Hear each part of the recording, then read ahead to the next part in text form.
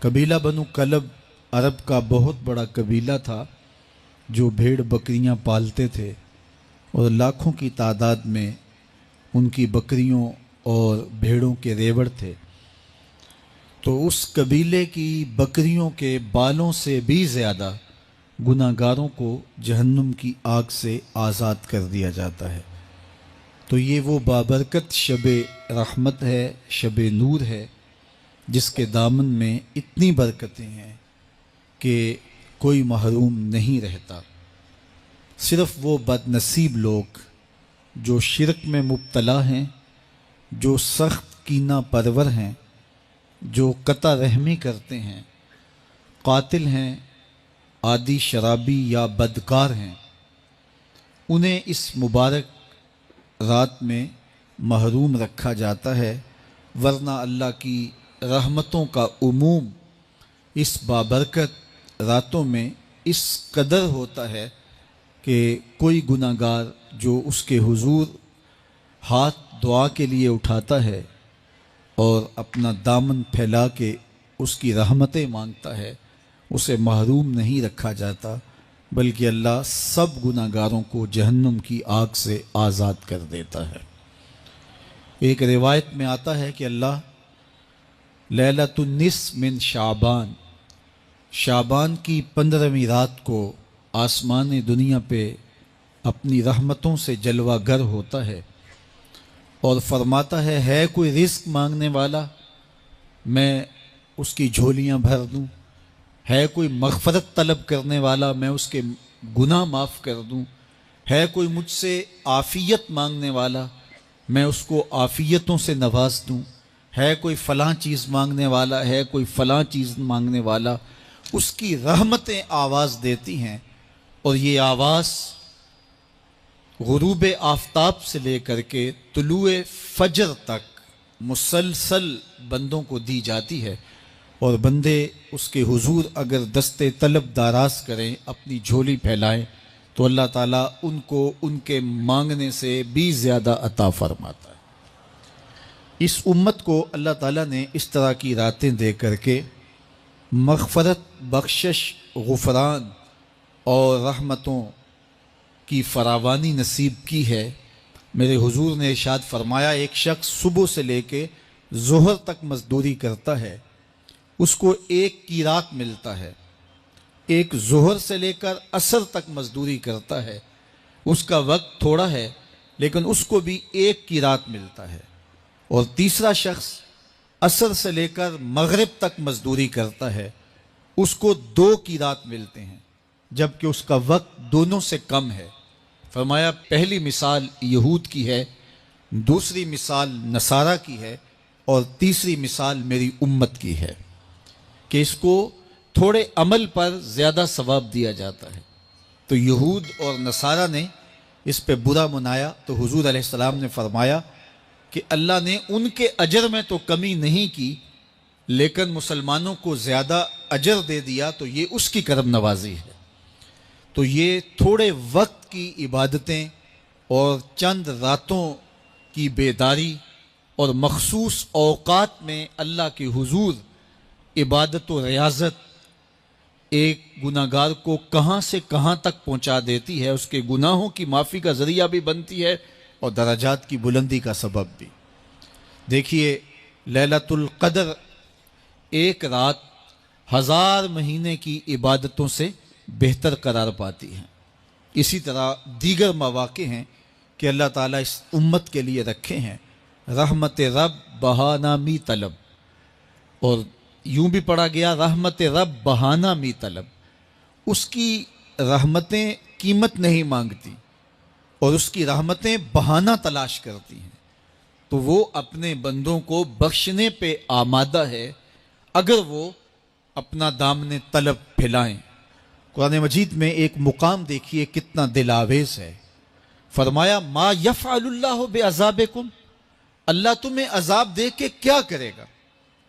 اس کی یہ چاہت نہیں ہے کہ تمہیں عذاب میں مبتلا کرے، اس کی چاہت یہ ہے کہ تم اس کی چوکھٹ پہ آؤ، جھولی پھیلاؤ، اس سے خیرات اور رحمت مانگو، اور وہ تمہارے ماضی کے سارے گناہ معاف کر کے ساری غلطیاں معاف کر کے تمہیں اپنی رحمتوں سے مالا مال فرما دے، تو وہ بندوں کو بخشنے پہ، بندوں کی مغفرت کرنے پہ آمادہ ہے اور اس کی رحمتیں بہانے تلاش کرتی ہیں۔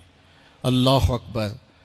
اور دوسری جانب اس کے بندے، اس کے مملوک، اس کی مخلوق، اور مخلوق کی گناہگار اور نیکوکار اس کی رحمتوں کے طالب ہوتے ہیں، بلکہ وہ گناہ کرنے کے بعد جب معافی مانگتے ہیں تو اللہ کو یہ معافی بہت پسند ہے۔ معافی مانگنا، اس کے حضور اپنے دامن کو پھیلانا، وہ اس کو بہت زیادہ محبوب ہے۔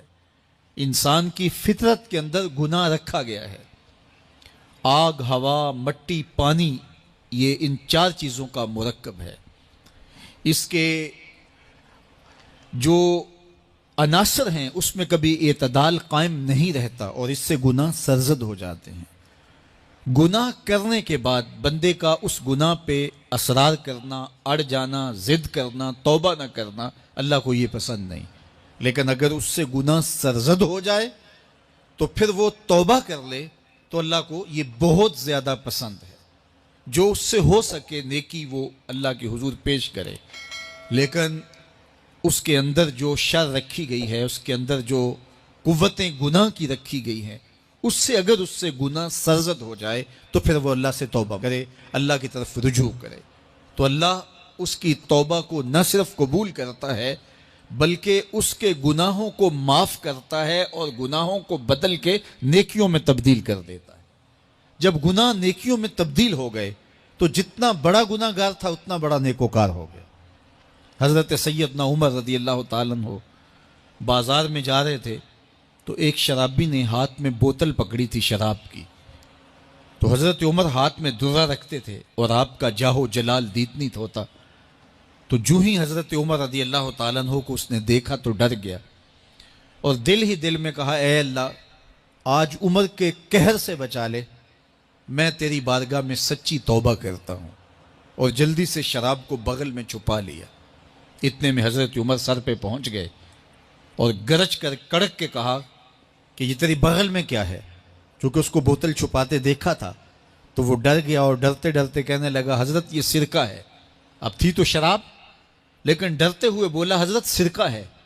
تو حضرت عمر نے کہا، نکال۔ جب نکالا تو شراب نہیں تھی، واقعی سرکہ بن چکا تھا۔ تو جب اللہ کے حضور کوئی توبہ کرتا ہے، اللہ اس کے گناہوں کو بدل کے نیکیوں میں تبدیل کر دیتا ہے۔ حدیث پاک میں آتا ہے کہ قیامت کے دن اللہ ایک شخص کو کہے گا کہ اپنا نامہ اعمال پڑھ، تو وہ نامہ اعمال پڑھنے لگ جائے گا۔ تو نامہ اعمال کے اندر چھوٹے گناہ بھی ہوں گے، بڑے گناہ بھی ہوں گے، تو اللہ سے حیا کرتے ہوئے، شرم کرتے ہوئے وہ بڑے بڑے گناہوں کو چھوڑتا جائے گا اور چھوٹے چھوٹے گناہوں کو پڑھتا رہے گا۔ جب وہ سارے گناہ پڑھ چکے گا اور کتاب ختم ہوگی تو اللہ تعالیٰ اسے فرمائے گا، میرے بندے تو نے یہ جتنے گناہ پڑھے ہیں میں نے سب کو بدل کے نیکیوں میں تبدیل کر دیا۔ تو بندہ کہے گا، اللہ ابھی تو میرے بڑے بڑے گناہ رہتے ہیں جو میں نے پڑھے ہی نہیں۔ فَضَحِكَ النَّبِيُّ حَتَّى بَدَتْ أَنْيَابُهُ، حضور جب یہ بیان فرما رہے تھے تو حضور اتنا مسکرائے کہ صحابہ نے حضور کی داڑھیں دیکھ لی۔ تو پہلے وہ بڑے بڑے گناہ چھوڑے جا رہا تھا، لیکن جب اللہ فرمائے گا کہ میں تیرے گناہوں کو بدل کے نیکیوں میں تبدیل کر دیا، تو وہ کہے گا ابھی تو بڑے بڑے گناہ رہتے جو میں نے ابھی پڑھے ہی نہیں۔ تو جب کوئی بندہ اس کے حضور توبہ کرتا ہے، اللہ یہ نہیں دیکھتا اس نے گناہ کتنے کیے ہیں، یہ دیکھتا ہے بندہ آیا میری چوکھٹ پہ ہے تو اللہ اس کے پچھلے سارے گناہ معاف فرما دیتا ہے۔ اللہ اکبر۔ میرے اور آپ کے آقا و مولا نے اللہ کے حضور توبہ کرنے اور اس پر اللہ کی خوشی اور اللہ کی خوشنودی کا ذکر کرتے ہوئے ایک مثال بیان فرمائی کہ ایک شخص صحرا میں سفر کر رہا تھا، تو وہ ایک درخت کے نیچے دوپہر کاٹنے کے لیے، سستانے کے لیے رک گیا اور درخت کے ساتھ اپنے اونٹ کو باندھ دیا اور خود لیٹ گیا تاکہ دوپہر کاٹ لوں۔ تھوڑی دیر کے بعد جب اس کی آنکھ کھلی تو اس نے کیا دیکھا کہ اونٹ ماں ساز و سامان کے ساتھ غائب ہے۔ اب صحرا میں اونٹ کا گم ہو جانا گویا زندگی چلے جانے کے مترادف ہے۔ تو اس نے دائیں بائیں بھاگ دوڑ کے دیکھا کہ کہیں اونٹ کا نشان مل جائے، لیکن اونٹ کا نشان نہیں ملا۔ تا حد نظر کوئی انسانی آبادی نہیں۔ وہ بھاگا اور تھک ہار کے دوبارہ اسی درخت کے نیچے بیٹھ گیا اور پیاس سے ہلکان ہوا جا رہا تھا، اور درخت کے ساتھ ٹیک لگا کے لیٹ گیا اور موت کا انتظار کرنے لگا۔ جن لوگوں نے صحرا کا سفر کیا ہے ان کو اس بات کا اندازہ ہوگا کہ کئی 100 میل تک انسانی آبادی ہی نہیں، اب نہ کچھ کھانے کے لیے بچا نہ کچھ پینے کے لیے بچا، اونٹ بھی غائب ہو گیا، توشا بھی ساتھ ہی چلا گیا، تو اب ظاہر ہے سیدھی موت ہی نظر آ رہی ہے۔ تو وہ اس درخت کے ساتھ ٹیک لگا کے بیٹھ جاتا ہے اور موت کا منتظر ہوتا ہے۔ تھوڑی دیر کے بعد پھر اس کی دوبارہ آنکھ لگ جاتی ہے۔ جب دوبارہ آنکھ لگتی ہے تو تھوڑی دیر بعد پھر آنکھ کھلتی ہے۔ جب دوبارہ آنکھ کھلتی ہے تو دیکھتا ہے کہ اونٹ جو گما تھا ماں ساز و سامان کے اس کے پاس کھڑا ہے۔ تو صحرا میں اس حالت میں اونٹ کا مل جانا زندگی مل جانے کے مترادف ہے۔ تو وہ اتنا خوش ہوا کہ خوشی کی انتہا نہ رہی، بلکہ مسرتوں کے ہجوم میں درک گیا اور کہنے کیا لگا، اللہم انت عبدی و انا ربک، اے اللہ تو میرا بندہ اور میں تیرا رب۔ کہنا تو یہ تھا کہ تو میرا رب اور میں تیرا بندہ، لیکن مسرتوں کا ہجوم ہی اتنا تھا، خوشیوں کا ہجوم ہی اتنا تھا کہ زبان پہ قابو نہ رہا۔ کسی کے آنے سے ایسے ہوش اڑے ساقی کے، شراب سیخ پہ ڈالی اور بوتل میں کباب۔ کہنا یہ تھا اللہم انت ربی وانا عبدک، لیکن اس قدر خوش ہوا جب بھی تیری قربت کے امکان نظر آئے ہم اتنے خوش ہوئے کہ پریشان نظر آئے۔ تو کہنا یہ تھا کہ اے اللہ تو میرا رب اور میں تیرا بندہ، لیکن خوشیوں کے ہجوم میں وہ کہتا ہے اللہم انت عبدی وانا ربک، اے اللہ تو میرا بندہ اور میں تیرا رب۔ حضور یہ بات بیان کرنے کے بعد صحابہ سے پوچھتے ہیں کہ ذرا بتاؤ اس بندے کو کتنی خوشی ہوئی کہ خوشی میں زبان بھی قابو نہ رہی اور اپنے آپ پہ کنٹرول نہ رہا، اور خوشیوں کے ہجوم میں اسے یہ بھی پتہ نہیں چل رہا کہ وہ کیا بول رہا ہے۔ تو صحابہ نے عرض کی حضور بہت زیادہ اسے خوشی ہوئی۔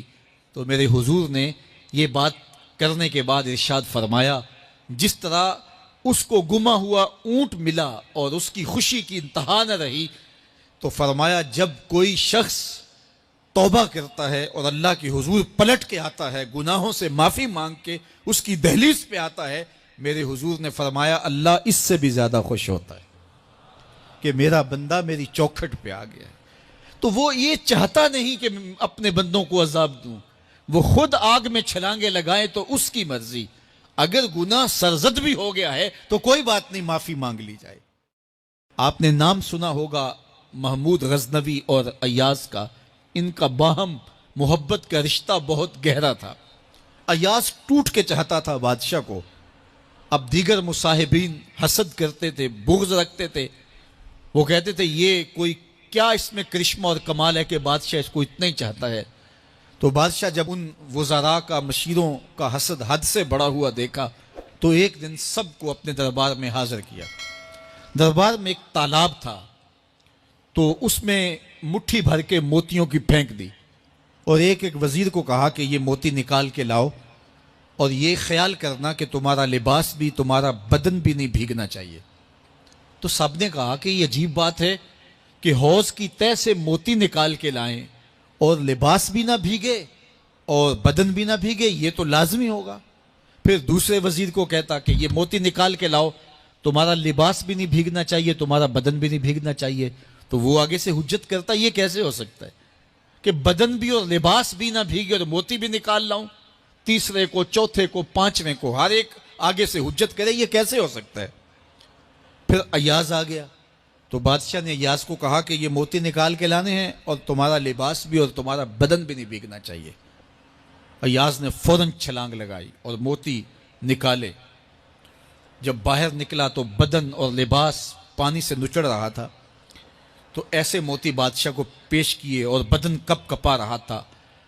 تو بادشاہ بڑے غصے سے کہا کہ ایاز تمہارا بدن بھیگ گیا، تمہارے کپڑے بھی بھیگ گئے، میں نے کہا تھا لباس بھی نہیں بھیگنا چاہیے، کپڑے بھی نہیں بھیگنے چاہیے۔ تو ایاس بڑی لجاجت سے عرض کرنے لگا، بادشاہ سلامت، آپ کے دو حکم تھے، ایک یہ کہ موتی نکال کے لانے ہیں، دوسرا حکم یہ تھا کہ لباس اور کپڑے بھیگنے نہیں چاہیے، تو ایک حکم میں نے پورا کر دیا ہے، دوسرے کی معافی چاہتا ہوں۔ تو صاحب، اللہ نے حضرت انسان کے سینے میں جذبات کا ایک جہاں آباد کیا ہے، شیطان کو بھی انسان کے پیچھے لگا دیا، اس کی آزمائش کے لیے، اس کے امتحان کے لیے، نفس بھی اس کے اندر موجود ہے، اور دوسری جانب اس کو گناہوں سے منع بھی کیا اور نیکی کی تلقین بھی کی۔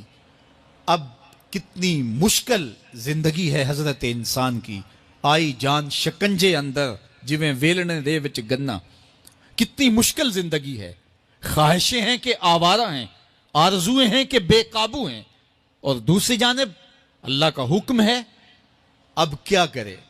تو گناہ کرنے کے بعد پھر اللہ کے حضور توبہ کر لے، جو ممکن ہو وہ نیکی کرے، اور گناہ سے مقدور بچنے کی کوشش کرے، لیکن بشری تقاضوں کے تحت اگر اس سے گناہ کبھی سرزد ہو جائے تو اس پر اکڑے نہ اور اس پہ مصر نہ رہے، اس پہ اصرار نہ کرے، بلکہ فوراً اللہ کے حضور توبہ کرے۔ گناہ کرنے کے بعد بندہ جب توبہ کرتا ہے، التائب من الذنب کمن لا ذنب لہ، تو وہ ایسے ہوتا ہے جس طرح اس نے گناہ کیا ہوا ہی نہیں۔ بندہ 100 بار گناہ کر کے توبہ کرے، اللہ 100 بار معاف فرما دیتا۔ وہ کریم ہے، 70 ماؤں سے زیادہ پیار کرتا ہے۔ تو بندے اس کی دہلیز پہ جب توبہ کرتے ہیں، رجوع کرتے ہیں اور اس سے معافی مانگتے ہیں، تو وہ یہ نہیں دیکھتا کہ یہ گناہ گار کتنا بڑا ہے، وہ یہ دیکھتا ہے کہ یہ میری دہلیز پہ آیا ہے اور اس کے ما قبل کے سارے گناہ معاف بھی کرتا ہے، بلکہ گناہوں کو بدل کے نیکیوں میں بھی تبدیل کر دیتا ہے۔ آئیے اب قرآن مجید میں ان لوگوں کی کہانی بھی پڑھیے جو اپنی زندگی کو اپنے مالک کے نام لگا چکے ہیں، اور ان سے اگر کوئی معاملہ سرزد ہو جاتا ہے تو وہ کس قدر اللہ سے ڈرتے ہیں۔ والذین یؤتون ما آتوا وقلوبہم وجلہ انہم الی ربہم راجعون۔ فرمایا کہ وہ لوگ جب ان سے کوئی خطا سرزد ہو جاتی ہے، کوئی گناہ ہو جاتا ہے، تو ان کے دل لرز جاتے ہیں، خوف خدا سے وہ کانپنے لگ جاتے ہیں۔ انہم الی ربہم راجعون، تو وہ اپنے رب کی طرف رجوع کرنے والے ہوتے ہیں۔ اگر ان سے کبھی کوئی گناہ سرزد ہو جائے، ان سے کوئی غلطی سرزد ہو جائے، تو پھر اس پہ ضد نہیں کرتے، اس پر مصر نہیں ہو جاتے، اس پر حجتیں اور دلیلیں نہیں لاتے، بلکہ وہ کیا کرتے ہیں؟ فوراً اللہ کے حضور رجوع کرتے ہیں اور معافی مانگتے ہیں، اور اللہ کو یہ بہت پسند ہے کہ کوئی مجھ سے معافی مانگے، اور اللہ انہیں معاف کر دیتا ہے۔ اللہ اکبر۔ حضرت عبداللہ ابن مسعود رضی اللہ تعالیٰ عنہ فرماتے ہیں کہ مومن کی یہ شان ہے کہ جب وہ گناہ کر بیٹھے تو وہ یوں محسوس کرتا ہے جس طرح پہاڑ تلے آ گیا ہے۔ یہ اس کی کیفیت ہے کہ گناہ کرنے کے بعد، نافرمانی کرنے کے بعد اس کا دل لرز اٹھتا ہے۔ وَقُلُوبُهُمْ وَجِلَةٌ، ان کے دل خوف خدا سے لرزنے لگ جاتے ہیں کہ ہم سے یہ گناہ کیوں سرزد ہو گیا، یہ تو اللہ کی ناراضگی کا سبب ہے۔ تو حضرت عبداللہ ابن مسعود فرماتے ہیں یوں محسوس کرتے ہیں جس طرح پہاڑ تلے آ گیا ہے، اور پہاڑ ابھی گر جائے گا اور انہیں کچل دے گا۔ تو وہ جلدی جلدی تلافی کرتے ہیں، توبہ کرتے ہیں، رجوع اللہ کرتے ہیں، تاکہ ہمارا گناہ معاف ہو جائے۔ اور منافق کی مثال بھی بیان کی گئی، جب وہ گناہ کرتا ہے تو یوں محسوس کرتا ہے جیسے بدن پہ مکھی بیٹھی تھی، ہلکے اشارے سے اڑا دی۔ سویر سے لے کر شام تک کتنی بار ہم اپنے بدن پہ بیٹھی مکھیاں اڑا دیتے ہیں، اور ہمیں شام کو یاد بھی نہیں ہوتا کہ یہ عمل ہم نے کتنی بار کیا ہے۔ میں اور آپ اپنے اندر اتر کر کے دیکھ سکتے ہیں ہماری کیفیت باطن کیا ہے۔ نمازیں چھوڑی، جھوٹ بولا، غیبت کی، چغلی کی، کسی کا دل دکھایا، کسی کو تکلیف دی، گالی گلوچ کیا، سب و شتم کیا، سویر سے شام تک کیا کیا گناہ کیے، کبھی خیال بھٹکے، کبھی سوچیں آوارہ ہوئیں، کبھی نگاہوں نے بدکاریاں کی، کبھی زبان نے جرم کیے، اور شام کو ہمیں یاد بھی نہیں ہوتا کہ آج ہم نے کیا کیا جرائم کیے، آج ہم نے کیا کیا گناہ کیے۔ اگر ہماری یہ کیفیت ہے تو یہ عملی نفاق ہے کہ بدن پہ مکھی بیٹھی اور اڑا دی.